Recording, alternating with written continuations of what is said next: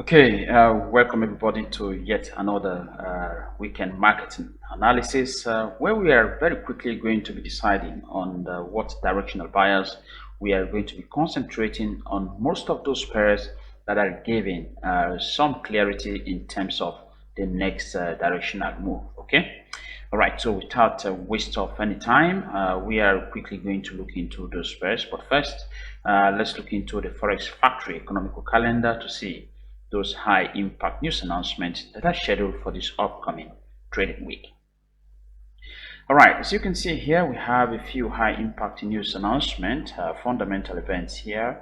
The Forex market has not really picked up as it used to be because of the pandemic. It has some global economic impact, which of course is reflecting in the markets. But at any rate, we'll keep trading the type of market volumes that we have.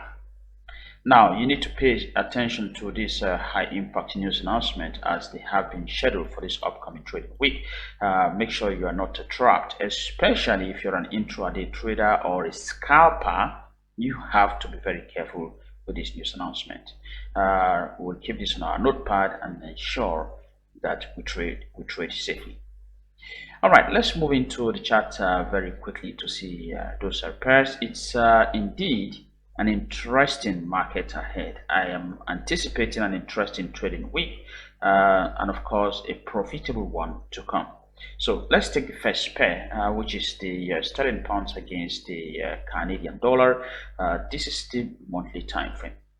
Now, in the monthly time frame, you will see that we have analyzed this, calling for a triangle formation, where we are hoping the price, in fact, has been swinging up and down, and so we are hoping that the next move will be to the downside. In fact, technically, I am seeing a very weak sterling pounds in the future. We might have the pounds might go weak in the future if this happens and across other pairs. So for this pair right now, we are having that hesitation. All right, this hesitation. Yeah. So if it breaks to the downside, we might see further pushes to the downside to end the year. So the bias of the sterling pounds against the Canadian dollar is to the downside, and we will be more interested in searching for short opportunities. In the weekly time frame, we have that type of ugly price formation. All right, so we analyzed this previously, and we were calling for possible short entries anywhere on here as price went all the way to challenge that level of resistance. Let me just okay, as price went to challenge that previous level of support. Okay, bounce, we got the breakout, and now it is resistance. We were looking for short entries right there. Well, right now this pair remains absolutely bearish, and we'll be searching for only short opportunities in this pair. We're not interested in hitting on our longer buttons, on our buy buttons. We'll be looking for short entries.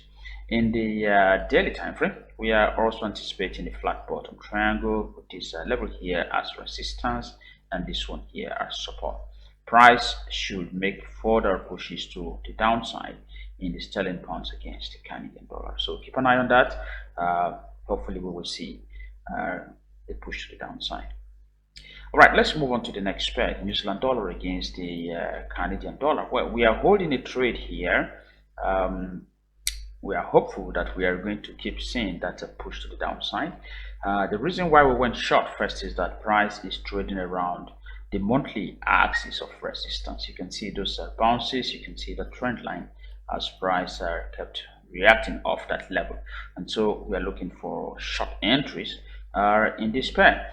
In the weekly time frame, we are also anticipating a channel formation. Right, the price went up, came down, went up to find resistance there, of course should come back down. Well, don't you worry about this target level. I am going to delete that. As you possibly know, we keep an open target, and so I am going to delete that level once the market opens. We are hopeful that price will, even if it makes some hesitation, will come down to that area. So we are absolutely bearish in the New Zealand dollar against the Canadian dollar. All right, in the daily time frame, well, we took the trade, seeing this type of level here that has held price both as resistance here, support, and now we got price came all the way again. This is now resistance, so we are expecting price to go down. I think this is where we are going to take our first profit target for the New Zealand dollar against the Canadian dollar. This pair, in our view, technically looks bearish, and so we'll stick with the peers. We'll keep this trade running no matter what happens.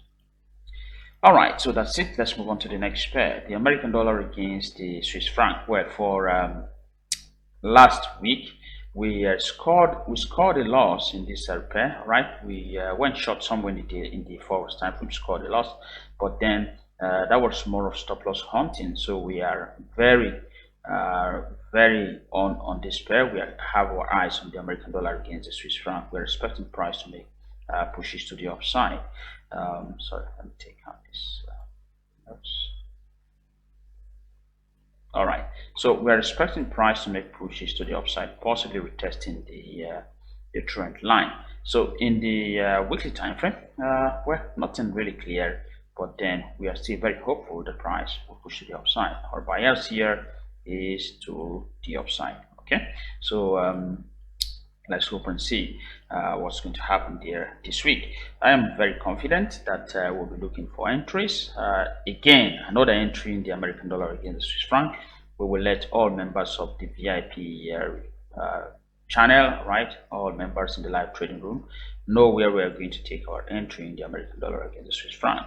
As the market opens, we'll be taking an entry, and hopefully we are going to be having some profit from this pair to recover the loss that we had last week here. All right, let's move on to the next pair, the euro against the Canadian dollar. Well, in the weekly time frame, we have nothing much here to talk about. We are seeing the establishment of a possible range. Okay, a possible range. So the bias here is still to the downside. We're expecting price to push down in the euro against the Canadian dollar. So we are ultimately bearish in this pair. We'll be searching for only short opportunities. In the daily time frame, well, we actually had this was the level I kept. I was expecting price to. I was expecting price to come to somewhere in here, then for me to zoom into my forward time frame or 1 hour time frame and search for my entries, but that pullback hasn't happened. This pair is still very bearish. In fact, we'll be looking for only short opportunities. We are also likely going to be taking an entry in this pair for this week. So the entry signal we sent to all VIP members, and of course we'll be looking for short opportunities. Okay, if you want to know where we'll be taking the trades and the stop loss, you need to come along, be a member of the VIP channel, and of course you will get all of those details. All right, the Australian dollar against the Canadian dollar. Well, this was our bread and butter for last week. Okay, we scored very nice profit here. We were short somewhere around in here, and we took profit all the way to that area. So this pair is still very bearish. As you can see, a nice breakout of this range. Very nice breakout. The type that we like to see. You can see the candle that got the breakout is a momentum bar. All right, so we'll be looking for continuation moves for further downside in the Australian dollar against the Canadian dollar. So this is on our radar, and we'll be interested in short opportunities. Okay, all right, we took the trade somewhere around in here, somewhere around that area. I think that's where we took the trade in the 4 hours time frame. We took some profit. I think we closed about 160 or 90 pips or so.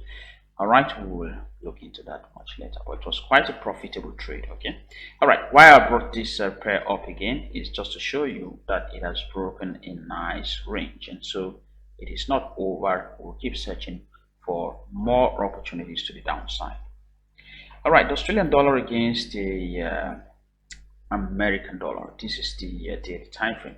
Well, the price action here is quite a bit mixed, right? Quite mixed, but then this pair should be shooting more to the downside. All right, so our interest here is looking for short opportunities.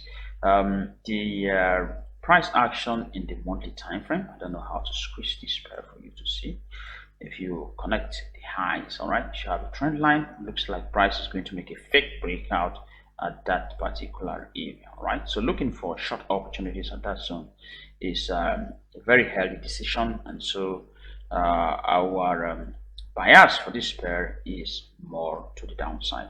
We may also be taking a trade here for this week, so we'll be looking for only short entries in the Australian dollar against the American dollar. All right, New Zealand dollar against the American dollar. Again, quite confusion, some sort of a channel, but hey, the bias remains to the downside. This pair is looking quite bearish. We'll be searching for only short opportunities. In the monthly time frame, you can see how price is reacting off that level of resistance, I'm sure. So this is a high zone and optimal area to look for short entries, okay, in the New Zealand dollar against the American dollar. So we are very interested in looking for short entries. You may likely get an entry for this week, okay, so sit tight. Those setups, those valid entries will come your way. Finally, and more importantly, is the euro against the American dollar. Well, you can see my entries very clearly there. I took a short entry.